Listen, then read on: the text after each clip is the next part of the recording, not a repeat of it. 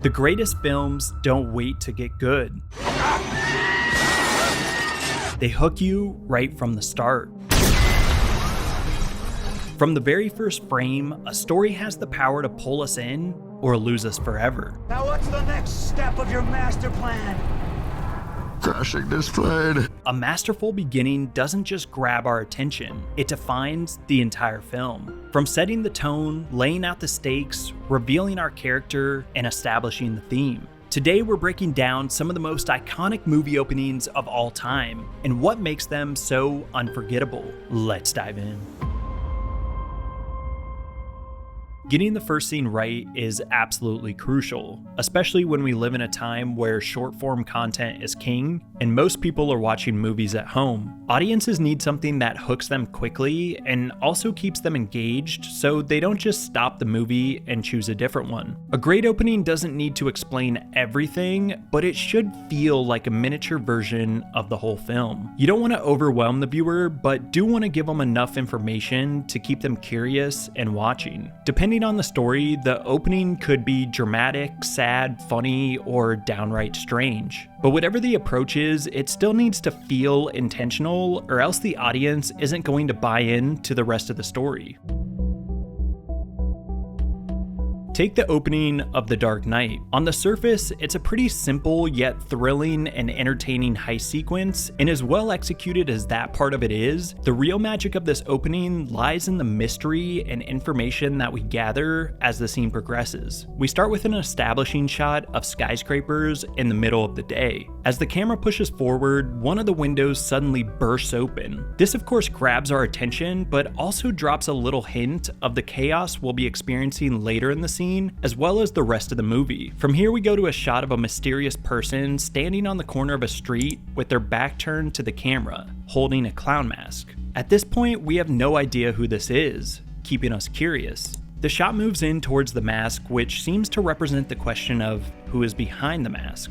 As the scene continues, we start to get dialogue from other characters who start talking about the Joker, giving us a little bit of insight into who he might be, and this dialogue also helps build towards the big reveal at the end of the scene. As the action continues cutting between the characters entering the bank from the roof and the group of men in the car, there's tons of visual tension being built. Once the group makes their way into the bank, the chaos continues with sweeping Steadicam shots, quick cuts on action, and many things happening all at once. Eventually we witness one of the clowns kill another clown, which only sparks our curiosity even more. The scene then cuts back inside the bank. We see the bank manager calmly remove his glasses as he watches one of the clowns hand out grenades to civilians. He eventually pulls out a sawed-off shotgun, blasting through the window of his office, which ties back to the chaos represented in the opening shot of the film. He makes his way towards the criminals and says, You have any idea who you're stealing from? This particular line is interesting because it reveals that the criminals aren't just stealing from some regular old bank, but something much bigger, potentially even other criminals. As two of the clowns hide behind a desk, one asks, "He's out, right?"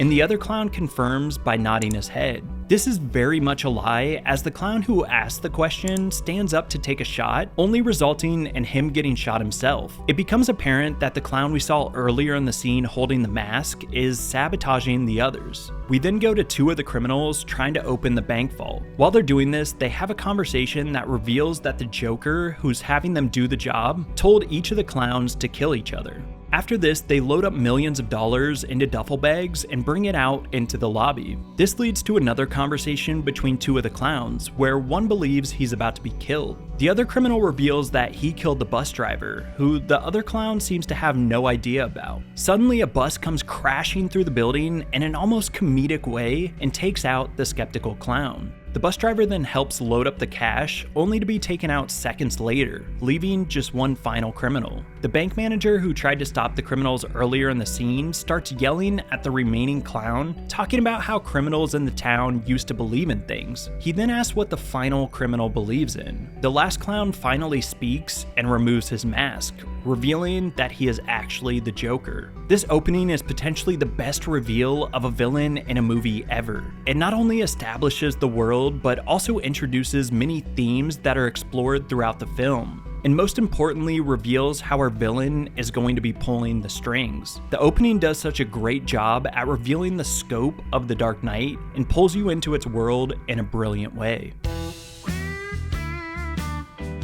Not every great opening has to be dramatic and packed full of action. Super Troopers delivers one of the funniest and most memorable comedy openings ever. It starts out with three stoners cruising down the highway having a ridiculous conversation while they get high. As a viewer, we start to get comfortable not only because the guys seem harmless, but also because we sort of expect them to get caught. Shortly into the scene, our assumption is validated as a police car pulls up next to the stoners. There's a sudden shift into paranoia as the stakes rise. On top of this, having the scene shift from being super silly to super serious actually helps elevate the comedic moments that are about to follow. As a viewer, the film now has us hooked within the first minute because we want to find out what's going to happen to the stoners. After the police start following alongside them, the passenger in the front starts to panic and asks the guy in the back seat to get rid of their drugs, resulting in him eating all of them. This is a classic comedic structure where a character or characters dig themselves in an even deeper hole. As the guys get rid of their supply, the police car slams on the brakes to get behind them. Then right as we think they're about to be pulled over, the police car speeds past them. This catches us by surprise because the scene isn't playing out the way we expected. The guys catch their breath and there's a sense of relief just in time to reveal that the police car is behind them once again. It's a hilarious and strange moment because there's no way the cop car could have turned around and ended up back behind them in such a short amount of time. The tension starts to re-enter the scene as we see the police officers get out of their vehicle and approach the stoners. The conversation that follows is filled with several jokes and memorable lines, such as when the officer asks the boys where they're headed. Canada? We're going over the border to Canada for some french fries and gravy, sir. Poutine. Canada, huh? Almost made it. As the conversation continues, we start to notice that there's something a little off with these police officers, and that maybe they're being a little funny themselves. We're caught off guard again when the two stoners in the front seat drop their registration and bend down to get it, only to sit back up and notice the police are gone. The misdirection that is used throughout this opening is genius and really keeps you guessing. The officers appear back in their car, drive past the guys, and once again, it feels like they're in the clear. But of course, they're not actually in the clear, as the police car reverses and pulls back behind them. The second conversation with the cops only gets more hilarious and ridiculous as they act like they haven't talked to the stoners before. It becomes very clear that these cops are pranksters as one of them pulls out the bag that the guys dropped on the side of the road earlier in the scene. Instead of telling them that they're getting a ticket or being arrested, they're told this. Teach you boys a lesson. Officer Rabbit and I are gonna stand here while you three smoke the whole bag. Please, no. Then right after saying this, the scene goes completely haywire as the cops enter a high-speed chase with the three stoners in the back of the police car. It's a funny beat in the scene and is also used as a setup to introduce the rest of the characters. Once the cops finally catch up with the person who took them on the high-speed chase, it's revealed that it's another officer who was just messing with them the entire time. This reveal adds to the absurdity of the entire opening, while continuing to show how this film isn't going to follow normal police officers, but rather a group of pranksters who use their authority to mess with civilians and do whatever they please. The scene finally wraps up with an epic payoff, as the guy who the stoners think is a criminal running from the police steals the police car that they're trapped in the back of and yells out this iconic line. You boys like Mexico? Yeah! Even though Super Troopers is a comedy, the opening does a great job of blending tension and humor into one. It introduces us to this wacky world full of ridiculous characters where things don't play out the way you'd expect. It's structured chaos that takes the jokes further than you could imagine. There's so many hilarious and memorable lines within just the first 10 minutes. As a viewer, it keeps you hooked, and you know exactly what kind of film you're getting into by the time the title card appears. Even if the rest of the film doesn't live up to the opening, you'll continue watching because the filmmakers do such a great job at earning your trust during the first scene.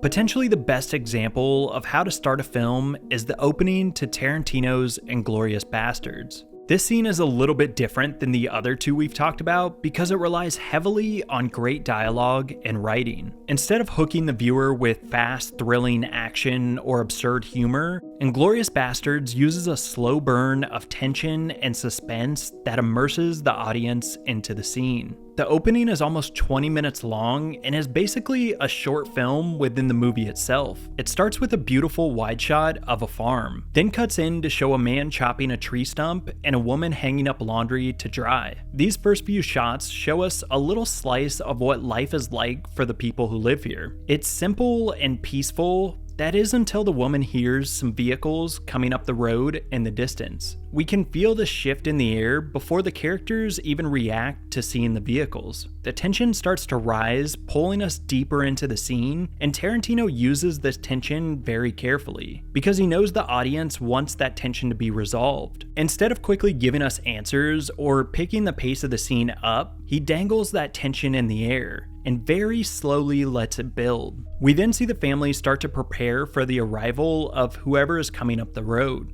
As they get ready, we notice the father trying to stay as calm as possible. He even tells one of his daughters to not run inside the house, most likely because he wants everything to appear as normal. The father continues to get ready, and this shows us that whatever is about to happen, he must be prepared for. Finally, the soldiers arrive at the house, and we're introduced to Colonel Hans Landa. Even though he approaches the farmer in a very friendly fashion, the moment still feels very intimidating because there's already this tension built into the scene. We make our way inside, and this is where the real meat of this opening plays out. The colonel keeps up his friendliness when introduced to the farmer's daughters, even complimenting their attractiveness. Here, he's showing us his power through being polite, and this keeps the tension growing because we know in the back of our minds that he's not actually a good guy. The next beat that happens is very clever, and some viewers might even miss this crazy detail. The father asks his daughter, Suzanne, to get the colonel some wine, but the colonel stops her dead in her tracks by grabbing her wrist, which is not only him flexing his power again, but also if you watch carefully, he's checking the girl's pulse to see if she's nervous or not. He then requests milk instead of wine. The daughter brings over some milk and he drinks the entire glass. He then goes on to compliment both the family and their cows. Colonel Landa is a very intelligent and sneaky character. By praising the family throughout this interaction, he's trying to make them feel comfortable in hopes that they'll slip up and reveal crucial information.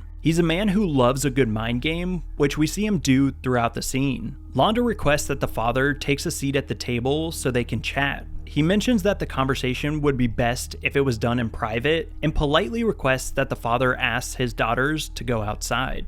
This is done to keep the tension rising. What exactly is it that he wants to talk about? And why does it need to be in private? And now these two characters are also completely alone. For the next couple minutes, we're left trying to figure out the whole point of this conversation, because Tarantino doesn't give us much information at all. A lot of the conversation might even seem meaningless, but it's all the little details and things between the lines that are leading us towards something big. About halfway through the scene, the colonel starts to ask questions about a missing Jewish family. The farmer starts to provide him with some information, such as rumors that he's heard about them fleeing to Spain, what their names are, and their ages. As the farmer gives the age of the last child, the camera starts to move underneath the table and eventually beneath the floorboards.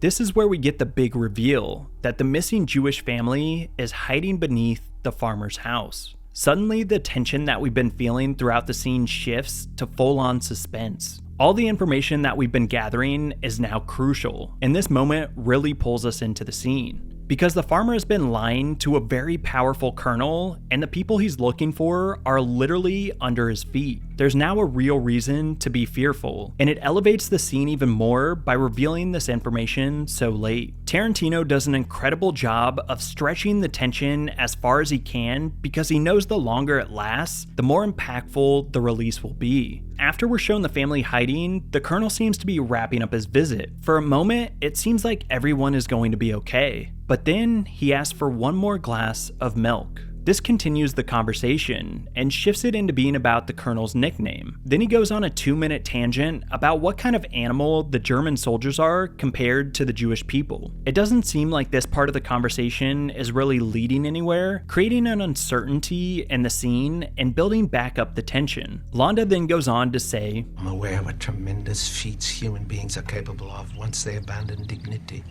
These lines once again change the entire direction of the scene. It now seems like the family and the farmer might not be in the clear. Then, to keep us on the edge of our seats just a little bit longer, the colonel asks if he can smoke his pipe. As a viewer, we start to feel like this isn't going to end well, and that feeling is correct. Londa then tells the farmer that they'll have to search the house one more time before they leave, unless he has any information he'd like to share so they don't have to waste their energy. On top of this, he lets the farmer know that any information that's provided will not be met with punishment, but instead the reward of keeping the farmer and his family safe from the German military. He states this very politely, but it's absolutely a threat. The colonel then says this, You're sheltering enemies of the state, are you not?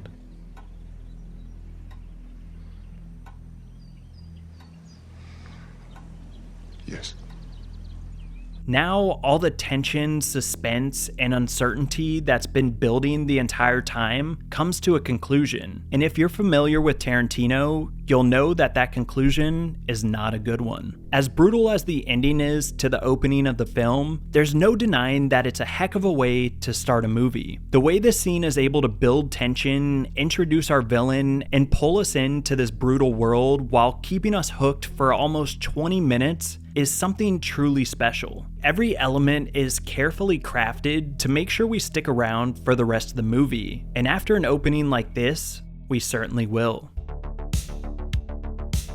The 3 films I've covered are just some of the many great opening scenes out there. What these examples show are the most important elements to achieving an impactful and engaging first scene. They tell us what kind of world we're stepping into, who the characters are that we'll be following, what rules we're going to play by, and most importantly, why we should care enough to keep watching. Whether it's the chaos and genius villain reveal in The Dark Knight, the absurd and hilarious misdirection of Super Troopers, or the slow burn tension of Inglourious Bastards, the best openings don't just grab your attention, they earn our trust as an audience. They make us lean in, curious, excited, maybe even unsettled, but always wanting more. A film can begin in an endless amount of ways, and if it's able to capture your attention and keep you watching, then it's done its job. I'm curious to hear what some of your favorite opening scenes are. Let me know in the comments below. If you enjoyed the video, be sure to drop a like and consider subscribing. Thank you so much for watching, and I'll see you in the next one.